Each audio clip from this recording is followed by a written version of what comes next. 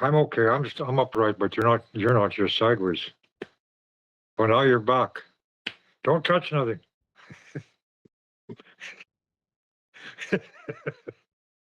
Hey, you got to blame somebody. How are you doing? All right, That's good. ready to roll. Yes, it is what, March, April. Well, I don't know why I can't think of the month we're in when we're doing this, but anyway, it is April the 26th. Uh huh. Welcome to Red Thunder. So this Cowichan thing, it's a lower court decision. If the province of British Columbia wants to appeal it, they can. Whether or not they will or not, um, don't know if they're going to do that. What is your take on that scenario? Well, the first of all, I wouldn't take a chance going to the courts to have that matter addressed because it did not rule in their favor. It wasn't taken to territory. It was decided by the courts that they have a portion of their territory. They have the Cowichan territory is expansive, so they just were told they could have a portion of it. Uh, that's a court decision. They know better. They know what their territory is. Uh, see, the other thing is, could have been to their advantage if they'd understand it properly. Uh, there's no there was no treaties made with most of the people of those areas. Cowichan, Nungho, uh, all the way down the line. There's no treaties other than on Vancouver Island. They claim there was three, but I traveled with late Larry Seymour, and we had to look at those treaties. He sent them to what do you call them, a handwriting analyst, and he said the X's on those treaties on the island, three of them, they're all made by the same hand. You know, it's pretty sad when you go and forge an X, isn't it? That's pretty low, you know. But again, the validity of the people's position, I understand that. But you never go to your enemy, which the courts are, whether they want to admit it or not. The courts are your enemy. They finally persuaded the government to have a look at the situation, this recent government. But again, they left it in the hands of the court. The lower court can be overruled by a higher court in relation to appeals. So it can be appealed. And probably the white people who are up in arms about it, uh, they'll probably put forward a position that forces the province to have it appealed. Right now, if Eby to me, wants to keep the government, sorry to interrupt, if Eby wants to stay in power, he's going to have to try well, to coax these people to go with him. well, see, even though, well, let's have a look at that. If he thinks he's going to win the Indian vote, well, they're not Indians anymore. If they participate in the affairs of a province, they're admitting they're not Indian legally, because they're acting as citizens of that provincial government or under their jurisdiction. See, jurisdiction was not addressed. It was not. So it's still up in the air as far as I'm concerned. I look at it legally in relation to what I know about international law, and I know the law that governs international law. And they'll never get to that stage. They could. And, I think I have good thoughts for them that everything will work out for them in relation to taking back territory. But it won't work if you go to the courts. Because that decision was saying, well, you can have a part of your territory. What happened to the rest of it? It remains exploited or whatever. So there's no protection other than a court decision that says, well, we decided that the Indians could have a portion of Vancouver or whatever, or Richmond or whatever. Well, that brings it down to what? The municipal level. So it's easy for the next government, should this government be booted out, which they probably will, that probably will happen to them. And the next government is going to come down and say, hey, you're part of a municipality, you agreed to it. It'll go back to the court to decide. So I wouldn't take a chance on the courts deciding anything, which I never do. I go to the courts to shut them down, and have been successful at it. And if they can't render a decision against an Indian who is, in actuality, an Indian signatory. Well, So you know, when, it's like every chief and council in the country, that's what they do. The first thing they have, oh, this is our land. We're going to go to court and we're going to win. And they Mhm. lose. Like, even if it goes to the Supreme Court, like Delgamuc, yeah, you say you wouldn't go to an arm of the enemy to decide if the land is yours or not. yeah. Well, let's have a look at the case you're familiar with. Uh, what was it?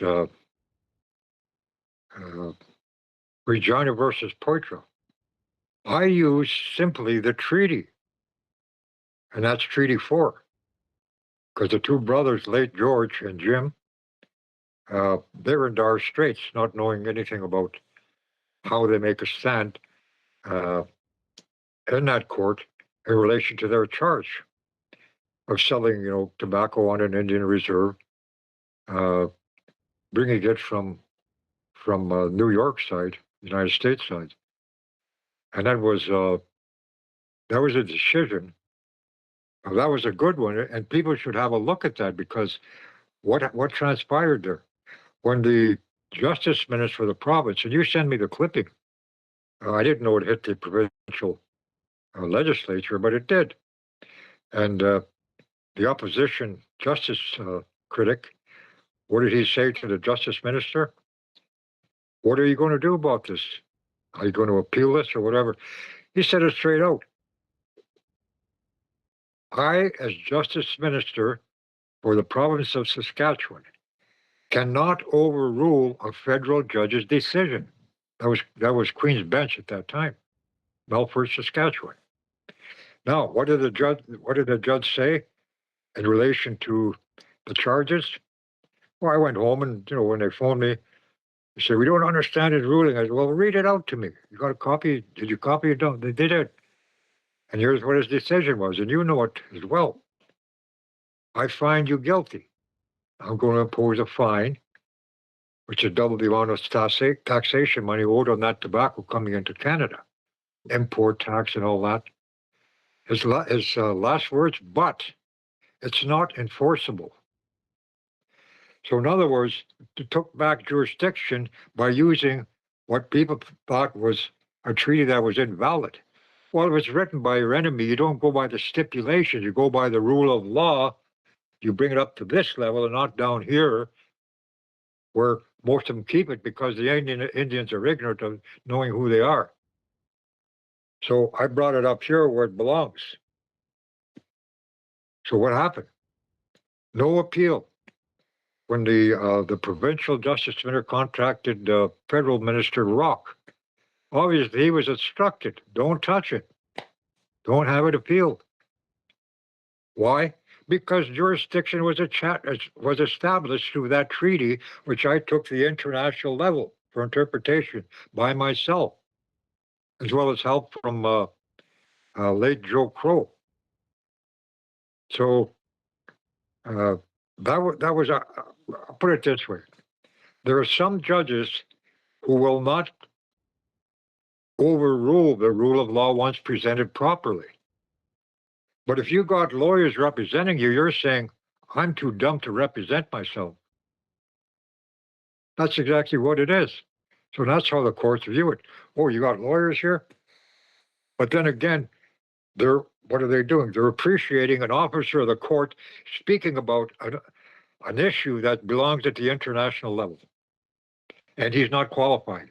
So that can be appealed. It's simple. What did that one, I was just conveying a message to somebody earlier. What did that one treaty commissioner say? I believe it was Liard, when some of the Indians spoke up about the treaty. Some of them didn't agree with it. But he said, you are to learn the cunning of the white man. In other words, he's saying, become like us and you'll learn how to fool people. Because that's exactly what happened. The stipulations of a treaty written by one side, not understood by the other entirely, that's obtaining whatever they wanted by fraud and their law and jurisdiction. At the international level, they've committed a crime that should be addressed. And I'm doing my best to set up a tribunal to address these matters. See, I could say that, and there are people that are more than interested. The point of it is, the jurisdiction that they acknowledge is dangerous. All they have to do is change governments. That's it. So the next government say, well, we don't have to acknowledge that. So you got the white people voting, and you got the majority of them that's going to replace that government. Because if Indians go and vote, they're admitting they don't know who they are to participate in the political arena of your enemy. Well, So for whatever purpose that premier decided, it's his advisory, not so much himself, but his advisory. Now, if you look at the total picture, for all the resource development, it continues.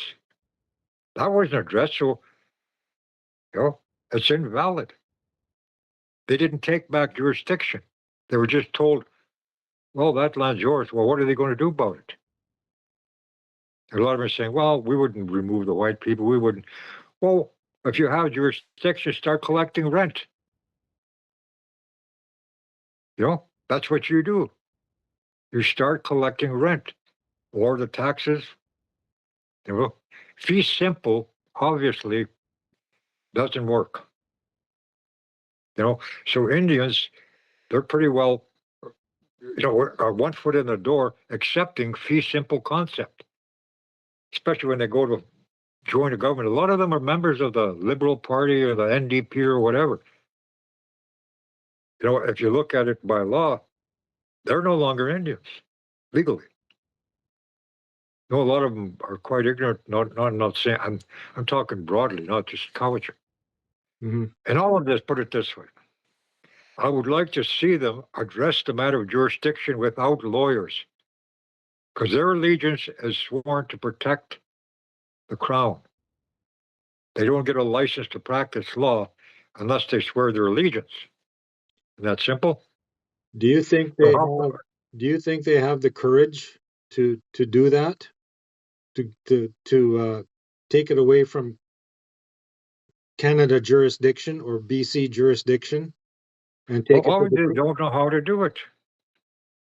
Otherwise, I believe they would have. They'd be a lot better off. So when I looked at it, a lot of people said, "Hey, look what happened here in BC. Look at the Cowichan's done." No. The lawyers did that. The lawyers cut the deal. The judge and the lawyers, the Cowichan people that were standing by, it was their desire to access what? Parts of Vancouver? Who wants something that is overdeveloped, that's totally polluted, and it's an attack against white people. That's not good for the relationship they wanted to establish with the white world. So it's not say to kiss their ass. If you use the law properly, and I'm talking about tribal law, which supersedes the law of that province. But they don't know. They obviously don't know what tribal law is. I'm not running them down. I'm saying they better learn, because they're in purgatory. undecided.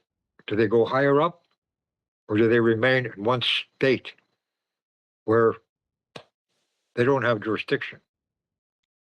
Especially when the courts decide that they don't. They won't say that, but jurisdiction wasn't addressed. That's the problem with it. Well, it was addressed in the sense that the Cowichan, they failed to recognize anything, and they recognized the jurisdiction of the second law. Well, that's exactly what it is.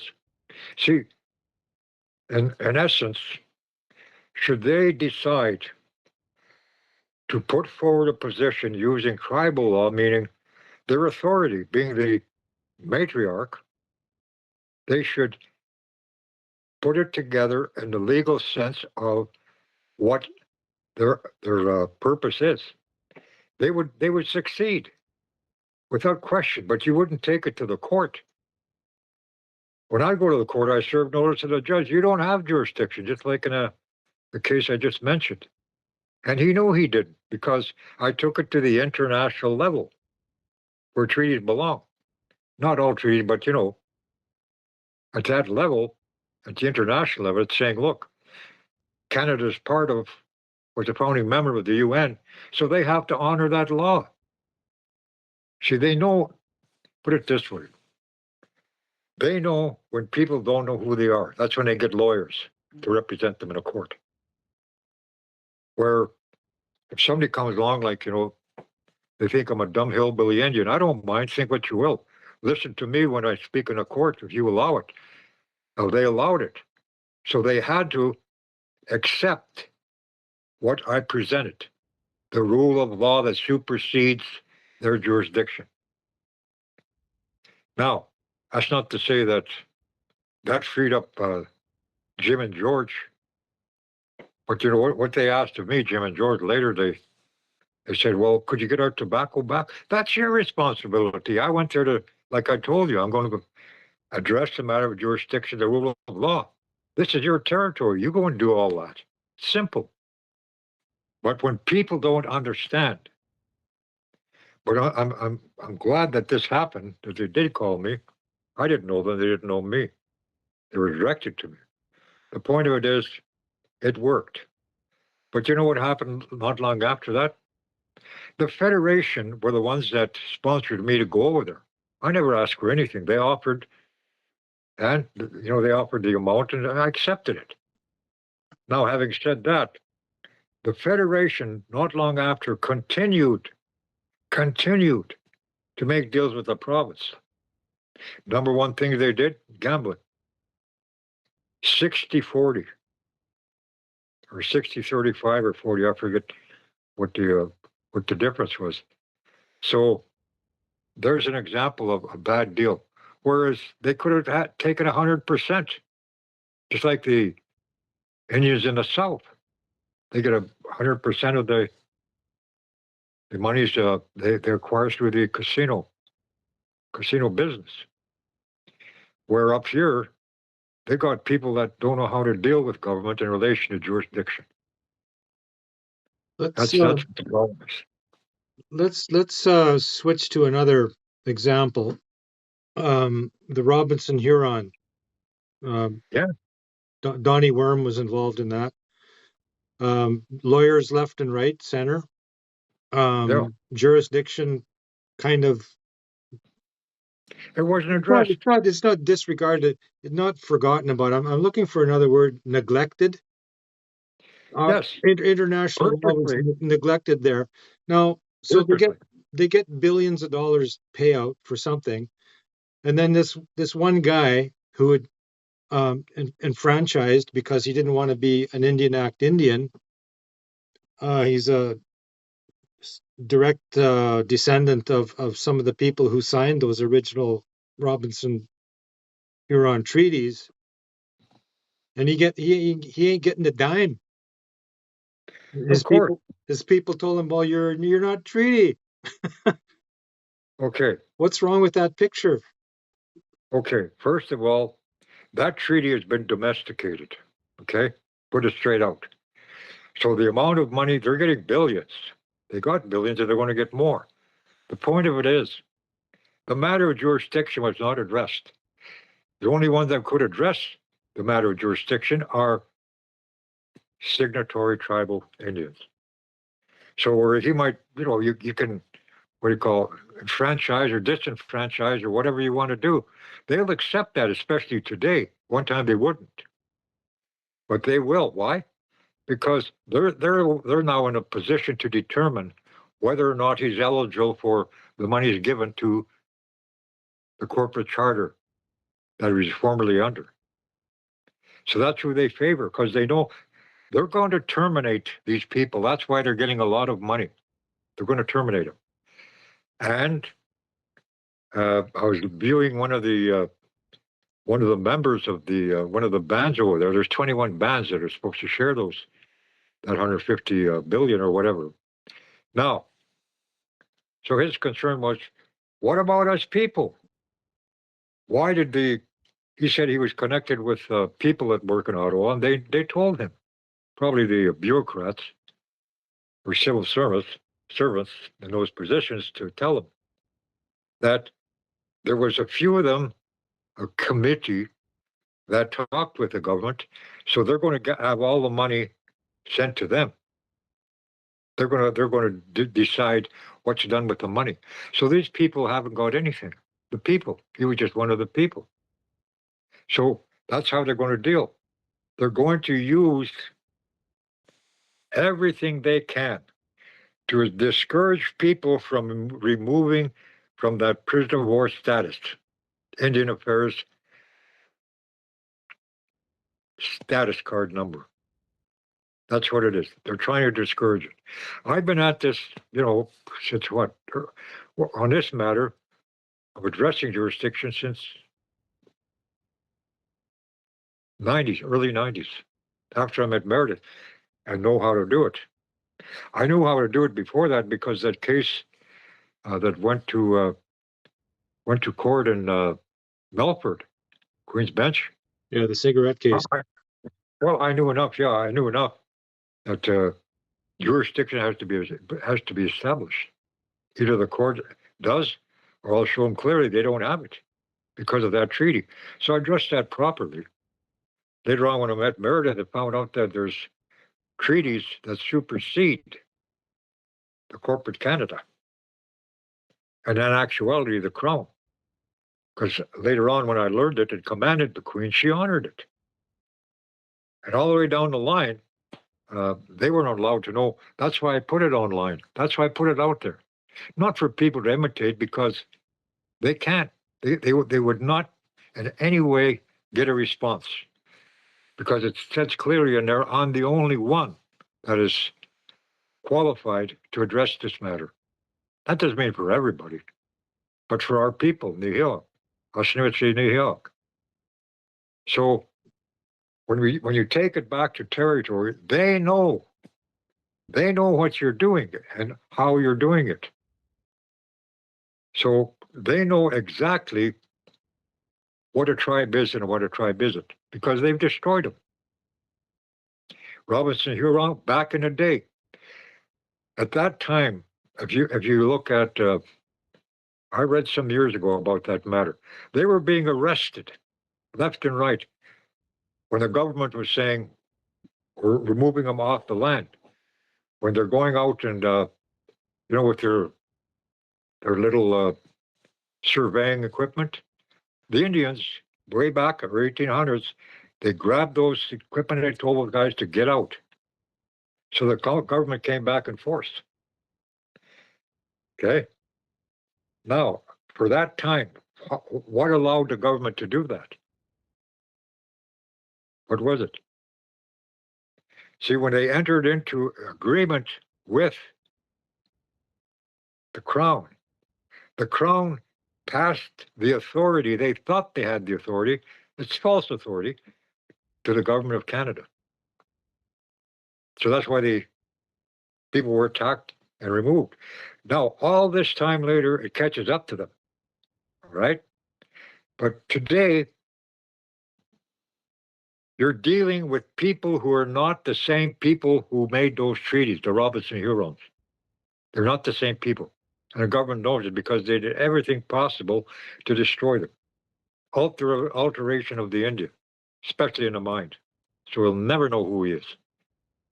And he would sure as hell wouldn't listen to people like me. Most of them don't. Well, you know, those Money comes first. those people showed up with lawyers. It's like I said, Exactly. you know, there isn't a band council in or a tribal council anywhere in this country that's going to try to fight something without going to court. Look at those the marijuana stores in Mi'kma'ki, you know. They're Yeah. saying, well, we're gonna go to the court, and then 2 days later the cops roll in and they take away all their dope.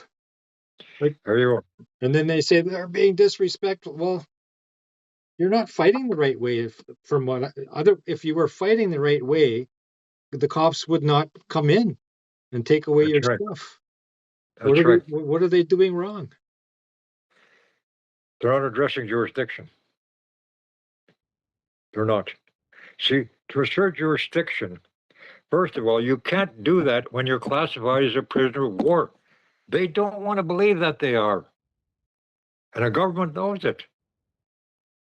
You know, where I'm dealing with people right now, or have been for years.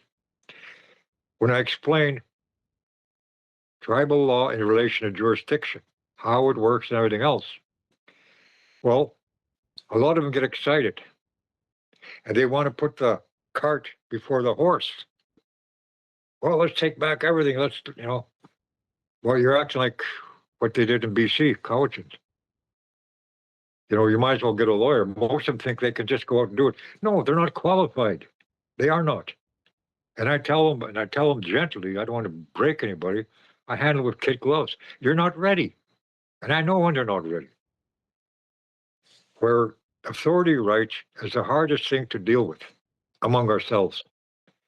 Because how many years have our people been totally left in the dark in relation to who they are and been attacked to destroy the very understanding of who they are? I just dealt with somebody earlier tonight. She got hold of me and said, "Oh man, I want to know." A friend of mine told me, according to the treaty, blah, blah, blah, the stipulation says we surrendered, blah, blah, there's nothing we can do. So I just told her, I'm sorry, tell your friend she's ignorant. She's ignorant of law. I'm not saying she's stupid. Ignorant means you don't know, so you act ignorantly, not knowing. So I told her, just tell her straight out that the matter of jurisdiction has got to be addressed. I don't care whether you have a treaty or not. And the treaty cannot be based upon the surrender of land, imprisonments of people. I've said it 1,000 times, if not more. It cannot include that, because that's what they are, classified according to international law as POWs. Indian Reserve reservations are places where POWs, prisoners of war, are kept. So I've been onto this stuff for so long, but it's hard to get across to our people. Now, if I had LLB or MA behind my name, and I had a cravat, nice suit, silk suit, and a expensive briefcase, and a lot of bullshit coming out of me, I'd be hard right away. But they don't, they don't bother with me because I'm not like that. I'm comfortable with who I am, and I'm comfortable with what I know. I want them to know, so they can address things properly themselves. But first of all, the first step is get rid of that POW status, and then we can take it from there. So when I present to the courts, a lot of them, judges have asked and prosecutors have asked. When I present it, I represent signatory and treaty Indians. Signatory identifies somebody with sovereign power. The term signatory. Okay, get that straight. Now, I put it right in the document I present to the court. Now, signatory sovereigns and treaty Indians who are possibly sovereigns, but the treaty has got to be addressed by them, but not as POWs. They can't do it. That's why a lot of people get discouraged and get a lawyer, because they can't do it themselves. They don't have the know-how. All a lawyer can do is go cut a deal. He can't address jurisdiction. He wouldn't dare. Be disbarred. Well, He'd find a way to get rid of it. on our next edition of Red Thunder, let's talk about jurisdiction and how to establish it, and give some examples of where it's been done, if it's Canada or the U.S. or wherever. We'll continue the discussion. We'll continue the discussion in the context of jurisdiction, how we don't have it, and how we could get it. Well, I have it. I have it. So, having said that, I'll put it briefly. I'll put it in a nutshell. We'll discuss it later. All right. You know what that judge is saying in that case, cigarette case, Melfort. What did he say? I'm going to take 1 month to decide whether I have jurisdiction in this matter. What did he say a month later? Cover words. I find you guilty, and I'm going to impose a fine. Double the amount of taxation money. But wipes out everything he said previously. But it's not enforceable. If you can't enforce your rule of law, you don't have the jurisdiction to do it. So I addressed it properly to the letter of the law. So we can talk about jurisdiction, give examples of other cases where they back down. A lot of them pass it on. A lot of them in 4 cases. Pass it to the next judge. They want anything to do with it. Because if in their world, if an Indian, and I'm proud to say I'm a hillbilly Indian, stops them in their own court, that don't look good for their record, does it? Because they assume jurisdiction for so long, they think, oh, well, another argument. I tell them straight out, I'm not here to argue. I'm here to present the rule of law so clearly you don't have jurisdiction in this matter over Indians. But they've got to identify as Indian. They got to remove from that POW, or at least in time, it's entirely up to them. I can only invite. I help them anyway because of the treaty they have, but interpreted properly, it points out how jurisdiction works and why they don't have it. Because a crime was committed. The government assumes jurisdiction because they've committed a crime against the Indian, so they make him what they consider an ignoramus. Doesn't know who he is. What did late Meredith say, who arrested Supreme Court judges right off their own bench? What did he say about the Indian? He said, the Indian is the most institutionalized people I've ever met in my life. And he's a Dakota Indian. He wasn't against the people. He's given to tell them, wake up. Wake up. Judge Erbaum, he said the same thing, in other words, trying to help Indians out. We follow the treaty far as it takes us. We stop where it stops. What he means is you can't go any further if you people are not who you say you are. They came to his court to look seeking sovereignty. You don't go begging for sovereignty. I put it that way. And yet they label him an evil old man. He tried to help them out by establishing the true rule of law that they should be abiding by and acknowledging. And that's the matriarchal authority of their tribe. But they didn't know that. That was United States versus Consolidated Wounded Knee. We knew that. Yes, exactly. That's a very interesting case. I try to send out copies of it. People don't care. They say, oh, that happened in the States. No, understand. Indians are international. There's no border for you, especially if you are acknowledged by law as a signatory. See, in the United States, they were acknowledged. But what did they do? Like, they always talk about the 1868 Fort Laramie Treaty. Well, it was valid, all right, because it was commissioners that had to deal with international law because they're talking an Indian tribe. What did they do? They already had selected what we call today chief and councils. They already selected what they were known in them days as hang around the Fort Indians, hand out to the white man. That's who they acknowledged. But the treaty was valid because the Dakota had a say in the matter, and they pointed out clearly who they were. Like Sitting Bull, he would never sign a treaty because he knew who he was. He was appointed by the authority of the matriarch of the tribe, or matriarchs of the tribe. You know, that was Meredith's great-great-grandmother, she who speaks once. So the authority is there, and the governments will acknowledge it.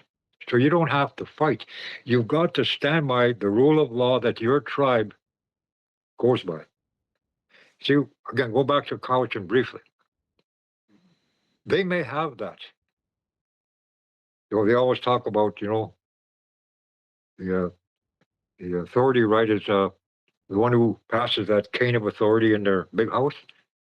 Well, it's right there in front of them. Because the big house is the Indian center of authority. I've seen it. I've been invited to big house, and I see it right in front of people. But they don't know how to assert that jurisdiction because of the income through the chief and council system. That holds them back from becoming who they really are. If they did it, they wouldn't have to worry about, I'm going to wait for, you know, our core funding at the end of the year. No. You'd be able to access that Indian Trust Fund. You wouldn't even have to dress it that way. You'd serve notice to the Crown of England, you serve notice to the party in power in the Parliament of Canada, but you send it as a command. Because if your first law of the land,